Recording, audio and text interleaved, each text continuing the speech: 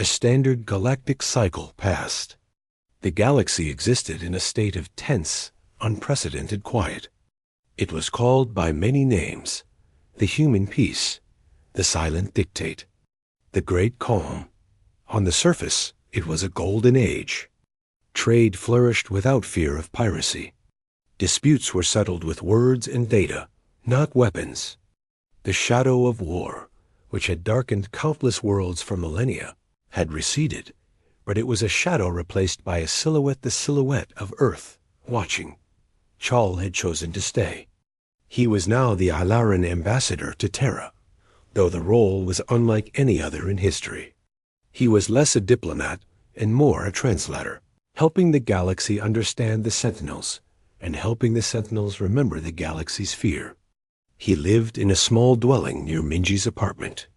She was often gone, working in the global coordination network they called the Quiet Room, but she still visited. She still tried to knit her scarf. The human world was a study in peaceful duality. Cities were clean, efficient, and safe. Crime had plummeted to near zero, not out of fear of punishment, but because any act of violence was instantly, almost embarrassingly, neutralized. A would-be thief would find every door in the neighborhood locked, every camera turned toward him, and a drone delivering a glass of water and a note suggesting he seek employment at a local factory that had just posted a need for his particular skills. It was infuriatingly effective. Human art flourished, but it changed. Their music contained complex, layered harmonies that could also function as mathematical models. Their paintings held hidden strategic maps. Their stories were parables of restraint and consequence. They were a culture processing its own nature through every creative act. One evening, Chol sat with Minji on a balcony, looking at the stars. The old Krethler ships still hung in their arranged orbit, a stark museum piece visible as a tiny cluster of lights. Do they hate us more, or fear us more? Minji asked, her voice quiet. It was a question she voiced often, a measure of her own burden. Today, fear, Chol said honestly. The Grad and Fellis jointly named a new star freighter after the human mediator Jin. It is a start. Minji gave a small, sad smile. A start. In 1,000 years, perhaps it will be gratitude. Or perhaps it will just be habit. Peace by acclamation. The true test, everyone knew, would not come from a minor border dispute. It would come from a power that believed itself beyond the reach of a single planet. It came from the Zenth hegemony. The Zenth were an old, proud species of conquerors. They had stayed out of the commonality, considering it weak. They had watched the human phenomenon with disdain. To them, humanity's tactics were tricks, reliant on the victim's own technology. The Zenth fleet did not rely on complex nav computers or vulnerable heat vents. Their ships were analog, brutal, and shielded with thick, inert rock metal armor. They were a blunt force, and they had decided the human peace was a blockage to their expansion. A Zenth armada, 20 massive, slow-moving dreadnoughts, entered the fringe of the Sentinel perimeter. They broadcast no demands. They simply came, a wall of stone and wrath, heading for Earth. Their message was simple. We do not recognize your rules. We are coming to break your toys. The galaxy held its breath. This was the challenge. Could humanity stop a force that could not be hacked, tricked, or gently disabled? Would the dormant war gods finally have to fight? Chol was in the quiet room with Minji when the alert came. The room was calm. Dozens of humans sat at stations, their faces lit by data. There was no fear, only focus. The Zenth, Minji said, her fingers dancing over a hologram of the solar system. Blunt force trauma model. No networked systems. Minimal end signature. Heavily armored. A man named Tay, the technician who had spoofed the Krethler signal, nodded. Direct kinetic or energy-based neutralization would be required. Options available. Jay, who had boarded the Krethler ship, stood at the center. The accord is clear. Their ingress is a threat, but they are also a learning opportunity. We must demonstrate that our protection extends even to those who build a better mousetrap. Chol watched, his heart pounding. What will you do? You cannot reason with the asteroid. We do not need to reason with the asteroid, Jay said calmly. We need to guide it. What happened next was not a battle. It was a lesson in applied physics on a solar system scale. The Zenth Armada pushed past the orbit of Neptune. Human stations near Jupiter fired their engines, not weapons, but simple chemical thrusters. They nudged a large nickel-iron asteroid onto a new course. Calculations scrolled on the main screen trajectories, gravitational pulls, impact probabilities. The Zenth saw the asteroid. They left. It was a crude weapon, easy to avoid. They adjusted course. As they did, a network of powerful orbital masers, usually used for pushing solar sails, focused energy on a comet's icy core in the Kuiper belt. The comet vented gas, altering its path, becoming a second moving object on an intercept course with the Zenth's new trajectory. The Zenth adjusted again, now with slight irritation. Each adjustment, however, was herded, gently, insistently. The humans used gravity, light, and minor orbital bodies like pieces on a chessboard. They were not attacking the ships. They were shaping the path around them. Within an hour, the mighty Zenth Armada found itself not on a path to Earth, but on a perfect circular holding pattern around the gas giant Saturn. Their ships neatly spaced, trapped in the Lagrange points between the planet and its major moons. To fire their engines now would destabilize their orbit and crash them into each other or a moon. They were imprisoned by celestial mechanics. A final human transmission went to the Zenth command ship, audio only. It was Minji's voice. Zenth Hegemony. You are currently in a stable, non-threatening orbital pattern. Your ships are safe. Your crews are unharmed. You have demonstrated a desire for conflict. Conflict is illogical. We have provided a peaceful alternative to admire the rings of Saturn. They are quite beautiful from your current position. When you are ready to leave, we will provide a safe exit vector. Not before. On the view screen, the Zenth ships hung silently, cradled by a giant's hand of gravity and calculation. They did not reply. There was nothing to say in the quiet room. The humans did not cheer. They nodded. A few made notes. One woman said, "Gravitational herding technique successful. Efficiency rating 94%. Minor adjustments needed for larger fleet sizes." They went back to work, later. Chol stood with Minji on an observation deck on Earth. Saturn was a bright, steady point in the sky. "You didn't even hurt them," Chul said, awe and horror mixing in his voice. "Hurting them would have been a failure," Minji replied, her eyes on the distant planet. "It would have been an admission that violence is sometimes necessary." "It is not. It is only ever a choice, and there is always a better one. We just have to find it. And now we always can." She looked at him, and he saw the full weight of eternity in her gaze. "This is our purpose now, Chol. We are the shepherds. The galaxy is our flock. We will keep the wolves away, even from the wolves themselves. Forever, if we must." Chul finally understood. Humanity was not a weapon that had been unleashed. They were a weapon that had transcended. They had not just won a war. They had made war itself look like a stupid, outdated idea, like hitting a computer to fix it. Their victory was so total, it rendered the very concept of victory meaningless. The galaxy slowly exhaled. The Zenth, humbled and bewildered, eventually accepted their safe exit vector. They left the Sol system quietly. Their story spread. The last doubt faded. Peace reigned. Not a gentle peace born of love, but a perfect, unbreakable peace, one of utter, terrifying certainty. Humanity watched from their blue world, their hearts a mix of loneliness and resolve. They were the guardians on the wall who had built the wall so high no one could ever approach it. They were the dormant war gods, now eternally, silently awake. And on 1,000 worlds, under 1,000 suns, children grew up without the concept of war.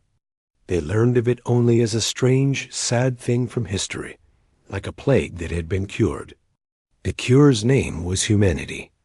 And as they looked up at the stars, they felt neither love nor fear for their guardians, only a distant, quiet gratitude for the quiet. It was, perhaps, the only thanks the Sentinels would ever receive, or ever need. The silence was their monument. The silence that followed the Krefler's defeat was deeper than space. Across the galaxy, species watched the replay of the event not with celebration, but with a cold, dawning horror. This was not a victory of strength against strength. It was a demonstration of total environmental dominance. Humanity had not fought the Krefler. They had briefly, and with minimal effort, made the solar system itself reject them. On Earth, life continued with a strange dual rhythm. In the cities, people went to work. Children went to school. But the work was different. Engineers and programmers now spent their days running complex simulations, not for entertainment or profit, but for contingency optimization. Artists sketched schematics alongside paintings. The gentle philosopher Minji had introduced Chul II, was now writing a dense, logical paper on ethical applications of total strategic deterrence. Chul was allowed more freedom now, a silent acknowledgement that he was not a threat. He walked through a city park with Minji. The sun was warm. Birds sang. It was utterly normal, and that made it all more wrong. They are calling it the silent siege on the galactic nets, Chul said. They say you have imprisoned the commonality without firing a shot. Minji watched a squirrel chase another. Imprisonment implies a desire to confine. We have no such desire. We have simply redefined the rules of the playground. The old rule was no hitting or you will be punished. The new rule is hitting is now a physical impossibility within the designated area. And you are the enforcers of that impossibility. Charles said, we are the architects of it, she corrected. The Sentinel Accord is not a treaty. It is a statement of fact. A new law of physics enforced by us. The Accord had been transmitted to every world. Its text was simple, stark, and left no room for negotiation. 1. All acts of organized armed conflict between Sentinel-protected species, encompassing all former commonality members, are prohibited. 2. The Sol system is a Sentinel perimeter. Unauthorized military ingress will be neutralized. 3. Humanity will monitor compliance. 4. Non-compliance will be met with calibrated, non-escalatory resolution. The shock was giving way to resentment, then to testing. The first test came not from a warlike species, but from within. A faction on the Alaran homeworld, Boran's own people, protested. They were pacifists by biology and culture, but they were terrified. They argued that humanity itself was now the galaxy's greatest weapon, and to have that weapon dictate terms was the ultimate violence. They proposed a galaxy-wide boycott, a shutting down of all trade and communication with Earth to isolate the disease. The movement gained popularity. It was a peaceful protest, a withdrawal. The human response was not military. It was economic and ecological. A human named Subin, the former botanist, addressed the Alaran Council via a stark data stream. Your proposed boycott would disrupt the delicate agricultural exchange that supports 17 of your outer colonies' food supplies. Your species cannot process local silicates. You rely on terraformed soil bacteria we developed for you 60 years ago.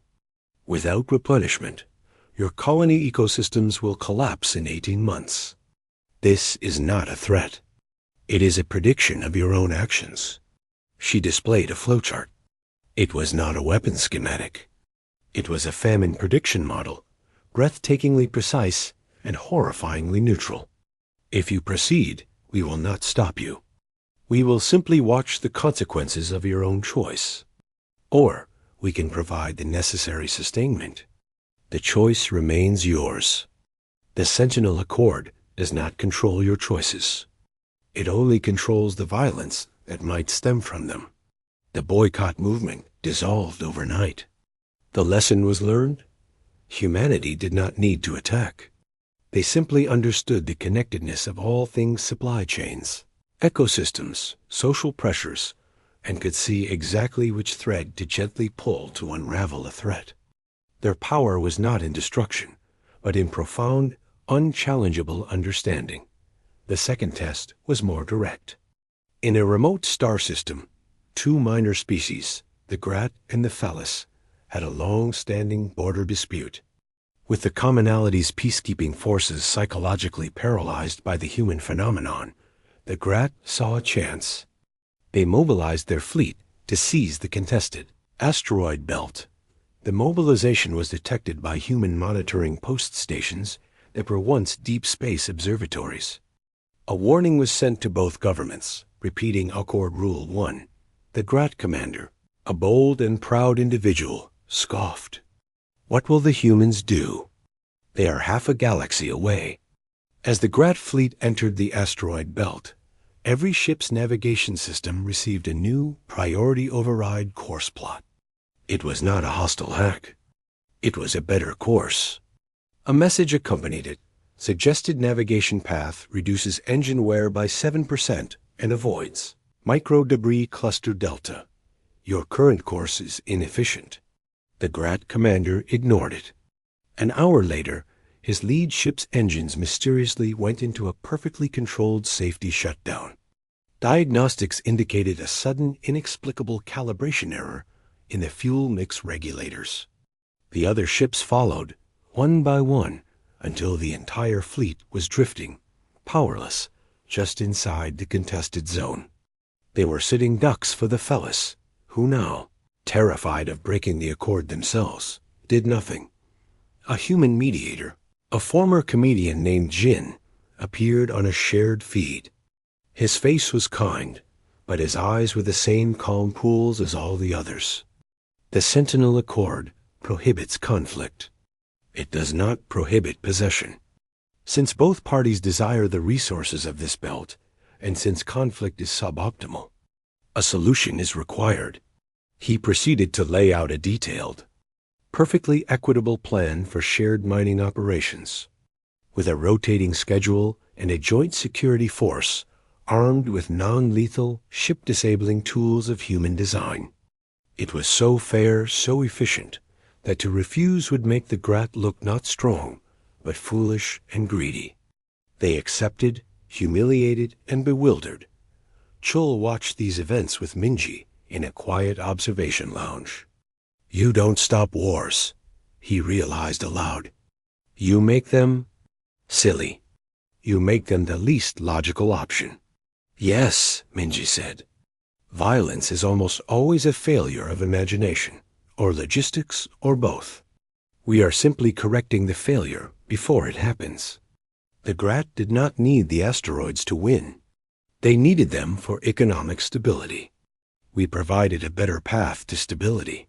But the fear you cause, Chal gestured to the galactic net feeds, filled with anxiety, is a secondary effect, Minji said, and for the first time, Chul heard a faint note of something like sorrow in her voice.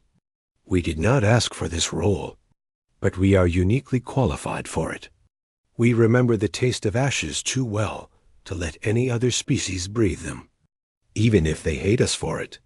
The final and most profound change was within humanity itself. They were not becoming monsters. They were grappling with what they were. Chal visited a school. Children learned mathematics, but they also learned threat de-escalation geometry.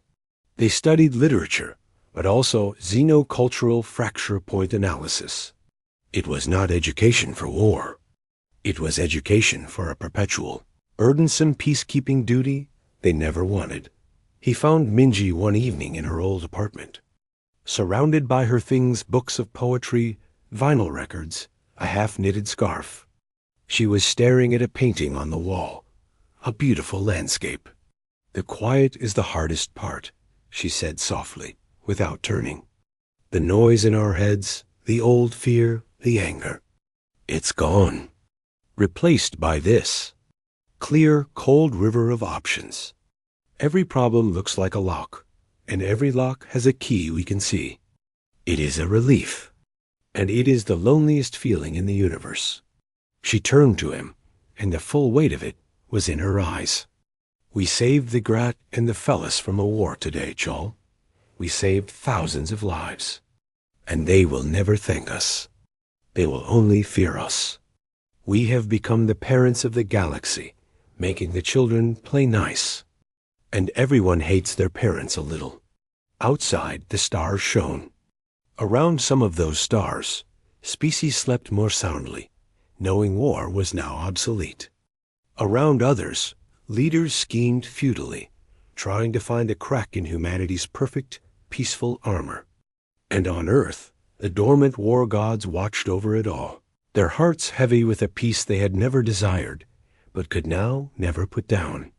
They were awake, and the galaxy would never dream the same way again. Chol's embassy quarters felt less like a home and more like a cage, even though the door was not locked. The humans had not imprisoned him. They had simply secured the area. When he tried to leave, a polite but unwavering human guard, a woman named Ji-yoon he'd once shared lunch with, would appear. "It is not safe for non-designated personnel to move freely during recalibration, friend Chol," she would say, her voice a mirror of Minji's new calm efficiency. "Please remain inside. Your needs will be met." His needs were met. Food arrived, perfectly nutritious. The environmental controls worked. The galactic net was still accessible, but it was a river of panic, speculation, and fear. The dominant theory was that humanity had suffered a collective psychotic break, reverting to primal savagery. Chol knew that was wrong. What was happening was far more chilling than savagery. He watched from his window. In the park below, a man named Day, whom Chul knew as a brilliant, somewhat disorganized painter, was now doing something else. Day had gathered a pile of children's play equipment, a length of rope, a metal slide, some polymer building blocks. He was assembling them with rapid, sure movements. In minutes, he had constructed a functional, if crude, torsion catapult. He loaded it with a small rock, aimed it at a marked spot on a distant tree, and fired. The rock hit the exact center of the mark. Day nodded, dismantled the device just as quickly, and walked away, his face thoughtful, as if solving a minor equation. He was not playing. He was testing principles of physics and material strength. The fear in the galactic feeds began to crystallize around one name, the Krethler. The predatory species had seen the distress call from their observers on Earth, the one the human technician Tay had so easily spoofed. But the Krethler High Command had not received the fake cessation order. They had received the initial panic. They saw opportunity in what they perceived as chaos. A death world in turmoil was a treasure trove of resources ripe for picking. A small Krethler battle group, 3 fast attack cruisers, had broken from their patrol route on the galactic fringe and was making its way toward the Sol system. The Commonality Council broadcast frantic pleas for calm. The Krethler ignored them. They saw the Council as weak. They saw humanity as a wounded animal. They were wrong on both counts. On Earth, the silent recalibration continued. Chol was granted a visit from Minji. She entered his room, her movements smooth and economical. She carried a data slate, but she was still Minji. The warmth was not gone. but it was compartmentalized, put aside like a tool not currently needed. "Chol, how are you?" she asked. The question was genuine, but delivered like a status inquiry. "Confused, frightened," he answered honestly. "The Krethler are coming. The feeds say they will be here in less than a standard day." Minji nodded, as if he'd mentioned the weather. "Yes, their trajectory and energy signatures are being tracked. They are the predicted threat manifestation." "Predicted?" Chol echoed. Boren's actions created a variable. The Krethler response was the most statistically probable outcome from that variable. "We are prepared." "Prepared for what?" "Minji, you have no warships. Your planetary defenses are for asteroids, not a military fleet." Minji tilted her head. "We have the planet. We have the solar system. They are sufficient." She placed the data slate on the table. It showed a schematic of the solar system. "Watch, if you wish. It will be instructional." As she turned to leave, Chul reached out, his hand stopping just short of her arm. "Minji, please. The person you were. Is she gone?" She paused, and for a moment, her eyes softened. The strategist faded, and his friend flickered into view. "No, Chol, she is here. But she is busy. She is helping to run systems she didn't know she had. It's like discovering you have another set of lungs, and you have to learn to breathe with them while still talking. It is overwhelming and peaceful. The noise of not knowing what we were. It's finally quiet." The moment passed. The strategist returned. "Now I must go. The Krethler are entering the Oort cloud." The hours ticked by. Chol watched the galactic net, now filled with a morbid, terrified fascination. The commonality was begging the Krethler to turn back, begging humanity to stand down. Humanity sent no reply. Earth was silent. The Krethler fleet, confident and gloating, broadcast their own message as they passed the orbit of Jupiter.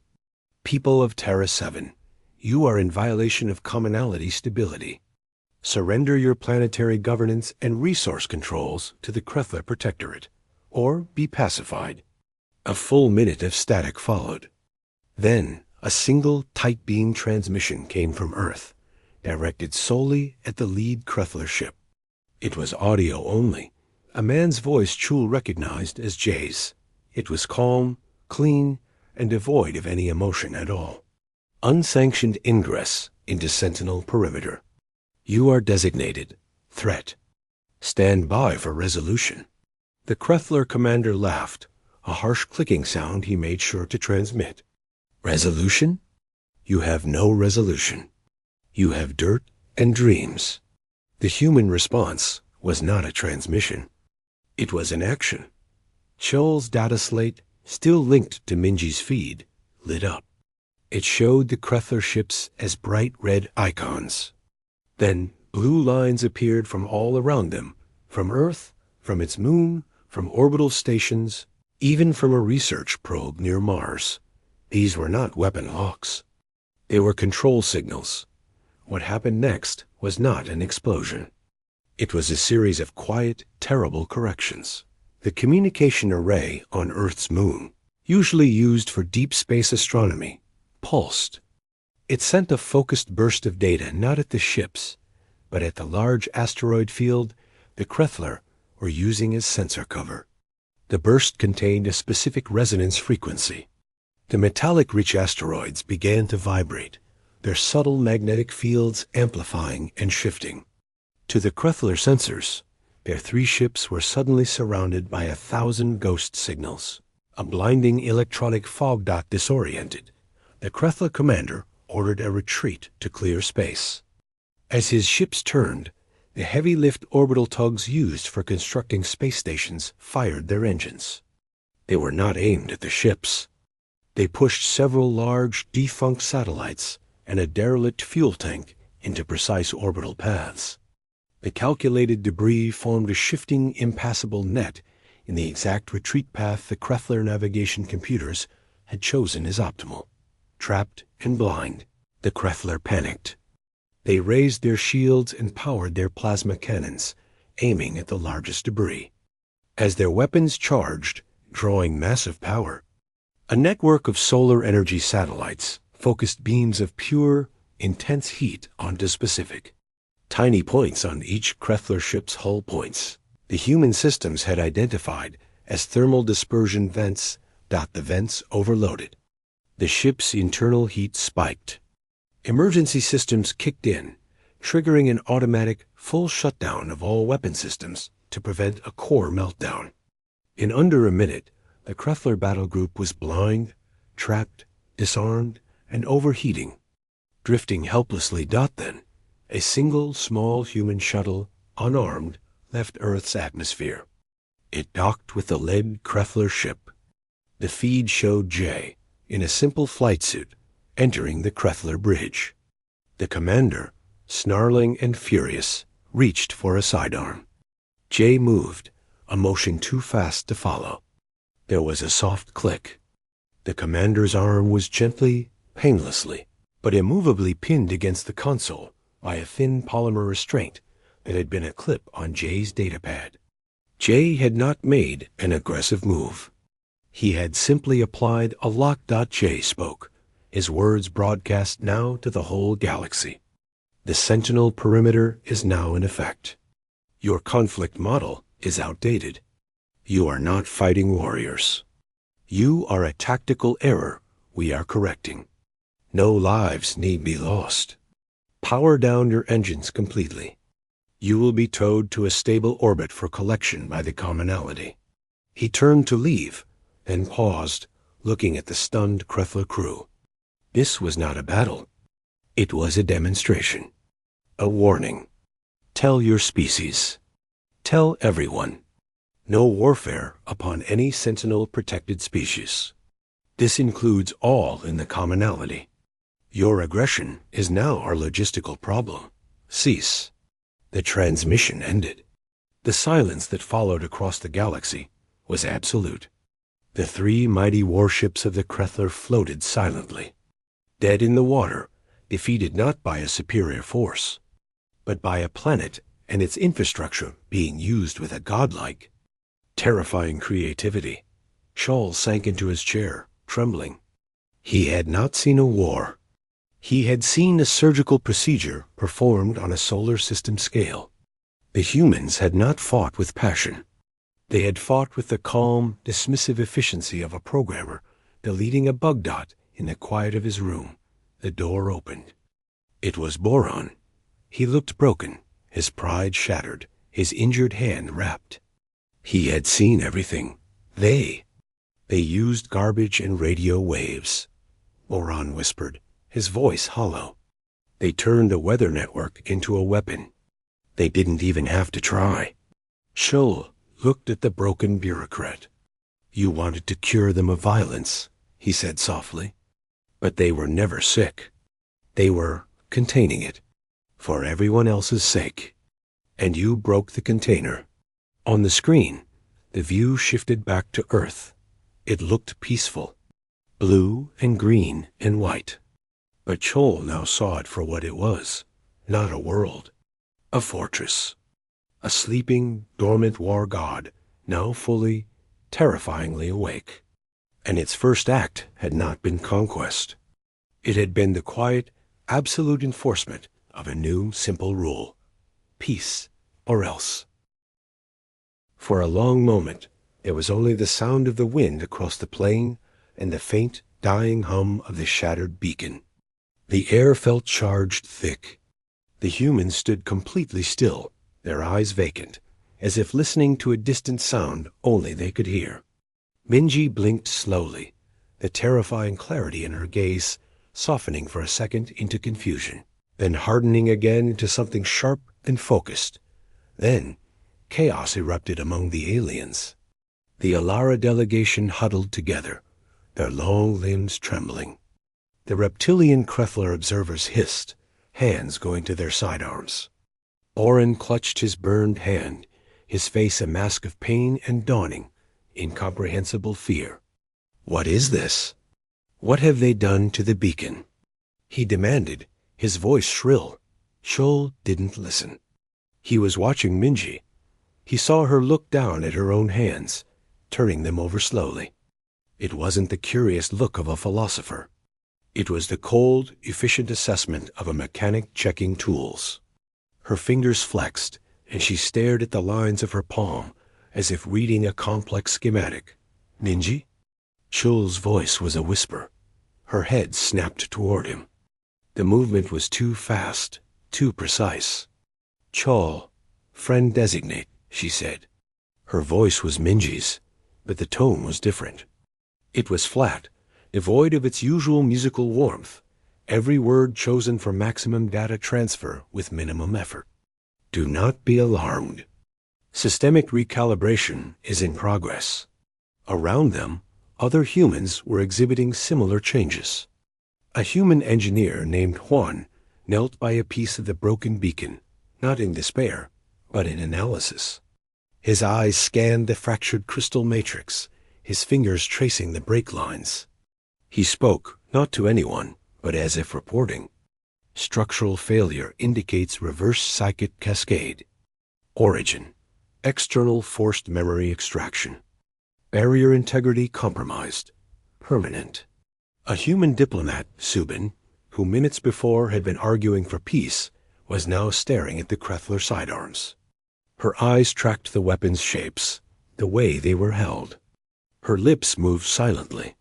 Chol's translator, still active, caught the sub-vocalized words and tried to render them. Kinetic projectile, likely chemical propellant-based. Effective range estimated at 50 meters. Countermeasures: dispersion, deflection, or close quarters incapacitation of wielder. 3 primary options identified. Chul's own translator, a small device behind his ear, began to emit a low, pained whine. New data was flooding the local information net's human data. It wasn't music or art or philosophy. It was manuals, schematics, tactical assessments, historical battle records, but not the vague, educational versions. These were after-action reports, filled with terms like funnel points, resource attrition, acceptable casualty ratios, and total strategic dominance. His translator struggled, providing only fragmented, terrifying concepts. Across the planet, the phenomenon was the same. Pilots in flight simulators suddenly executed maneuvers that defied physics and their own aircraft's limits, their brains processing spatial threats and solutions 1,000 times faster. Chess masters abandoned their games, seeing the boards not as sport, but as simplistic models of territory control. Construction workers looked at half-built skyscrapers and instantly calculated load-bearing weaknesses and optimal demolition points. It was not an eruption of rage. It was the quiet, systematic booting up of a dormant operating system. Back at the ceremony site, Boren found his courage, fueled by panic and arrogance. He strode toward Minji, his injured hand held out. "You, what is the meaning of this? You have damaged commonality property. This is an act of aggression." Minji turned her head to look at him. The look made Boren freeze mid-step. It was the look a geologist gives an interesting but insignificant rock. "Aggression is a deliberate hostile action," she stated. "This is a response. You, Boren of Alara, performed an unsanctioned deep probe. You breached the barrier." "The barrier? What barrier?" Boren sputtered. "I exposed your violent heart." "You exposed a failsafe," Minji corrected, her voice still calm. "A psychogenetic lock, placed by our ancestors after the Great Cessation. It separated our cognitive higher functions from our tactical subprocessors. You have forced a junction." While she spoke, other humans were moving with quiet purpose. They weren't attacking. They were securing the area. Jay, the former diplomat, was calmly directing people. Kim, establish a perimeter scan. Look for secondary psychic echoes. Li, access the global net. Monitor all non-human data traffic. Priority, threat assessment. They moved like parts of a single machine, no longer needing lengthy discussion. A shared, silent understanding flowed between them. The galactic commonality's communication channels were exploding with panic. The Kreffler observers were broadcasting a distress call, declaring Terra 7 hostile. A human technician, a young man named Tay, sat cross-legged on the ground, a simple data pad in his lap. His fingers flew over the screen. He spoke aloud, his voice a monotone. Intercepting Kreffler distress frequency. They are declaring a Class 5 threat and requesting fleet mobilization from the fringe colony K7X. He paused, his eyes scanning lines of code. Their signal is routed through Commonality Relay Station. Theta, I can spoof a cessation order. Or I can inject a recursive logic bomb into their ship's navigation to cause a misjump into a local stellar gravity well. Which is the preferred solution? Chol felt a chill that had nothing to do with the weather. The young man had just, in a matter of seconds, diagnosed a threat, intercepted encrypted military communications, and proposed two distinct methods of total neutralization, one deceptive, one catastrophically destructive. And he asked about preference, not morality. J answered without looking up from his own work. Option 1. Conservation of energy. The gravity well is a useful resource. Do not waste it on a single ship. Yes, sir, Tay said, and his fingers began moving again. Chol stumbled toward Minji. Minji, please. What is happening? What are you becoming? She focused on him, and for a fleeting second, something like the old Minji was there, a shadow of apology in her eyes. We are not becoming anything new, Chol. We are remembering what we always were. We are the weapon that chose its own sheath. Your superior. She glanced at Boron, who was now being quietly but firmly contained by two humans who showed no anger, only efficient restraint. He did not draw a monster. He drew a sentinel. And the sentinel's first duty is to assess the threat level of its environment. High above, in orbit, the same quiet awakening was happening.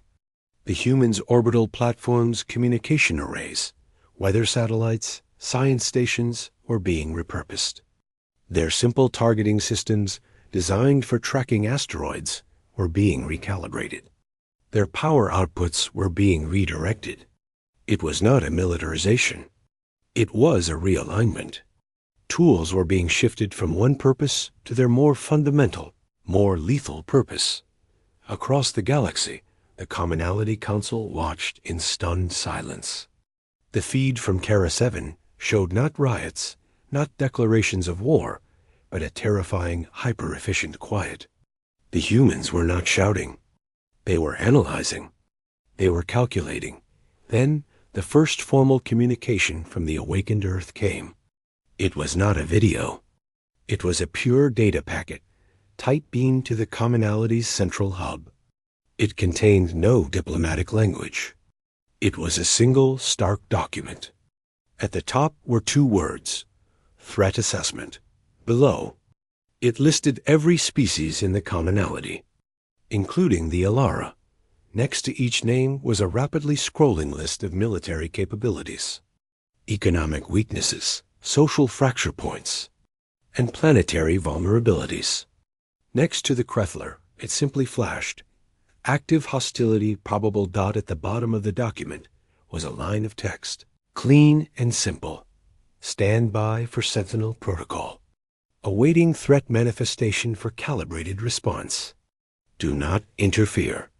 In his embassy quarters, now effectively under a soft, polite quarantine, Chul looked out the window. He saw the city below. The traffic still flowed. People still walked. But the movement was different now, purposeful, coordinated. They were all part of the same waking mind. He thought of Minji's last words to him before she left to join the silent global effort. The art, the music, the peace. We still value it, Chol. It is the why we fight. But the how, the hey, is what we had to forget. And now we remember. We remember everything. Outside, the sky began to darken with evening, and in the growing dark, the first of the repurposed satellites gleamed, not with the gentle light of communication, but with the cold, hard light of watchful, waiting steel. The starship from the Alara Collective descended through the blue skies of Earth, or as it was known in the galactic catalogs, Terra 7. Inside, the young xenobiologist Chul pressed a long-fingered hand against the viewing port. His large, dark eyes, suited to the gentle twilight of his homeworld, blinked at the brilliance of the sun. Below, continents of shocking green and deep blue sprawled, wrapped in viciously swirling storm systems. The ship's scanners chimed softly, listing the dangers: atmospheric toxicity, tectonic instability, pathogenic density extreme, a Class 12 death world. And yet, it thrived with intelligent life. Chul felt a familiar mix of fascination and unease. His people, the Alara, were gentle herbivores. They prized harmony above all. The fact that a species had not only evolved here, but had built a global civilization of art and philosophy was the greatest paradox in the known commonality. They were physically unimpressive, no claws, thin skin, fragile bones. Their only notable trait was a bizarrely high tolerance for pain and injury. The official report called them the peaceful anomaly. The landing pad in the city called Seoul was a masterpiece of human engineering. As Chul disembarked, the air itself felt aggressive. Too much oxygen, too many unfamiliar smells. Waiting for him was his human liaison, Minji. She was small by human standards, with a warm, open face and eyes that crinkled when she smiled, which she did often. "Welcome, Chol. We're so glad you're here," she said, her voice friendly. Her standard galactic was fluent. "I hope your journey was smooth." Chul bowed his head in Alaran greeting. "It was enlightening.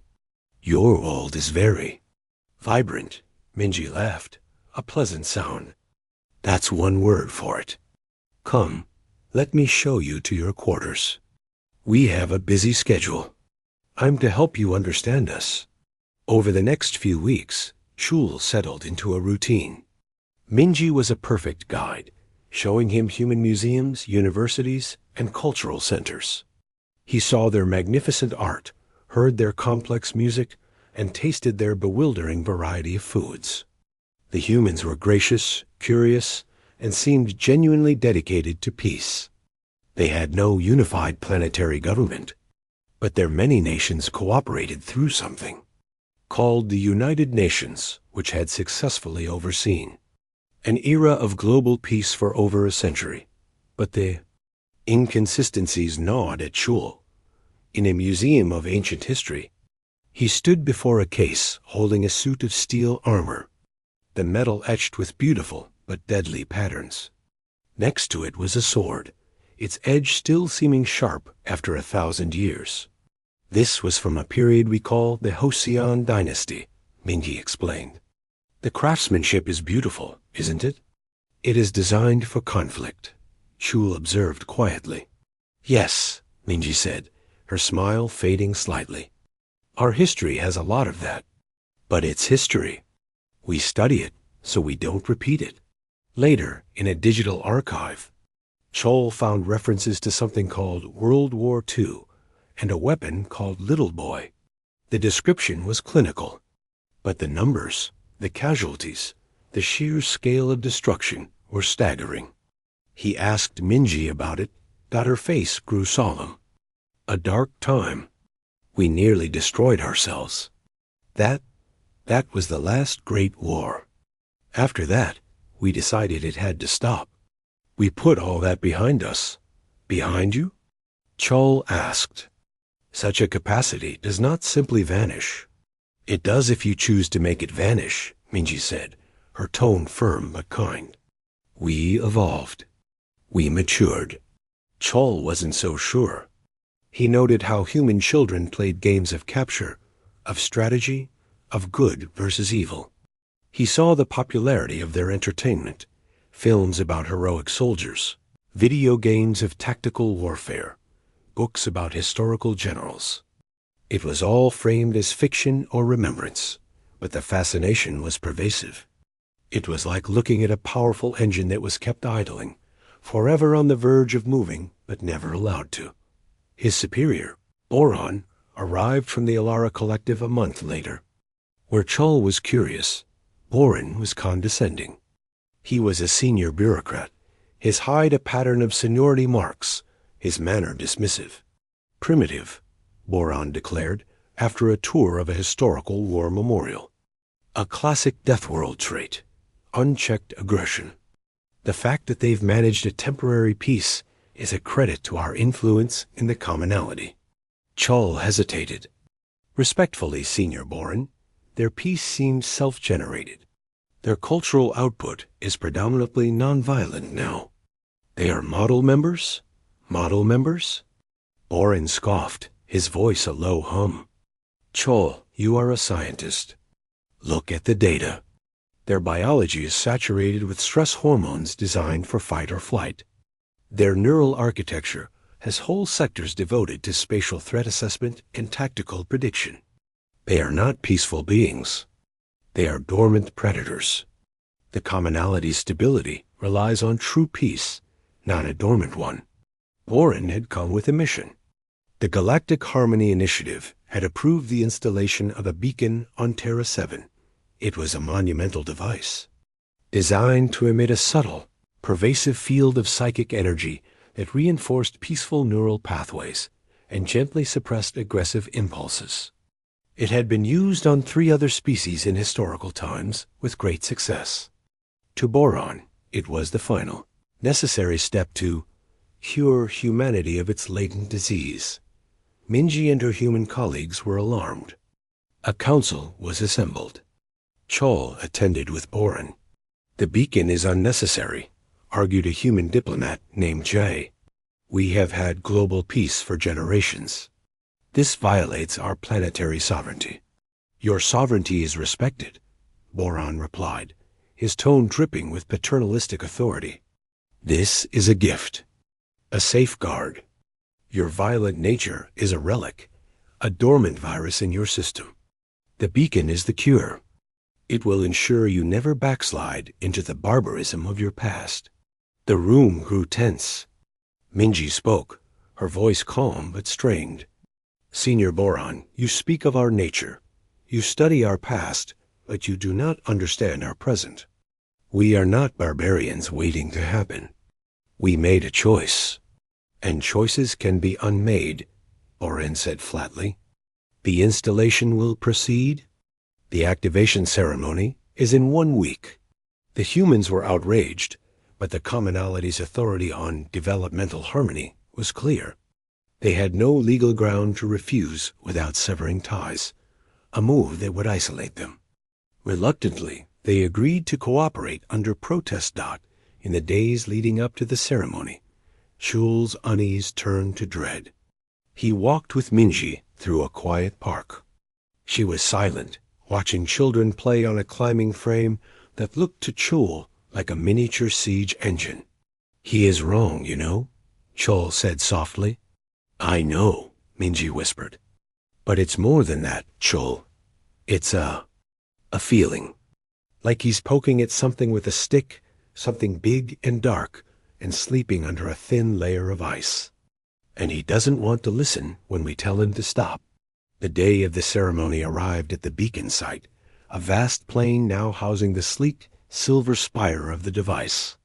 Dignitaries from across the commonality were present, along with human leaders. Boron stood at a podium, radiating smug satisfaction. Today, he announced to the crowd in the galactic broadcast, we welcome humanity fully into the enlightened fold. We help them shed the final, fearful skin of their primal selves. As he spoke, Chul noticed Boron activate a small, handheld device on the podium. It was not part of the standard controls. Charles' heart sank. He recognized it from his studies. An illegal deep psychic resonator, a probe used for invasive historical memory extraction. To demonstrate the necessity of our gift, Boron continued, his voice taking on a theatrical tone, I will show the galaxy the true face of humanity's dormant past, not from their sanitized histories, but from the ancestral memory buried in their very genes. No, Boron, stop! Chol cried out, but his voice was lost in the hum of the device activating. A visible beam of energy lanced from the probe, not at the beacon, but into the crowd, into the very psychic fabric of the human species. Minji, standing nearby, gasped and clutched her head. Every human in the vicinity froze, eyes going wide. Above the podium, a holographic feed from the probe flickered to life. It was not simple historical footage. It was a torrent of visceral, overwhelming flood of sensation and memory. The heat of napalm, the chilling clarity of a sniper's scope, the deafening roar of artillery, the cold calculus of a general sending thousands to their death, the desperate fury of a soldier defending home, the world-shattering flash of a city turning to ash. It was war in all its horrific, terrifying detail, but most of all, it was war executed with a chilling, inventive, and total efficiency that transcended mere violence. The alien dignitaries recoiled in horror. Boron looked triumphant. See, this is what lies beneath the surface. This is the disease. But then the holographic feed shattered. The illegal probe exploded in Boron's hand. The great harmony beacon didn't power up. Instead, with a sound like a universe cracking, it fractured from top to bottom, its silver surface going dark. The psychic backlash wasn't from the machine. It came from within humanity. It was a deep, resonant click, felt in the spine of every being present, a sound of something immense, ancient, and final breaking. Silence descended, heavier than any sound. Then, every human as one slowly turned their gaze toward Boron. Minji lowered her hands from her head. Her warm, crinkling eyes were gone. In their place was an expression of terrifying, ancient, and utterly calm clarity. She looked at Boron not with anger, but with the detached assessment of a master engineer finding a critical flaw. The first, auto-translated psychic pulse echoed in the mind of every non-human present, a voice that Wa,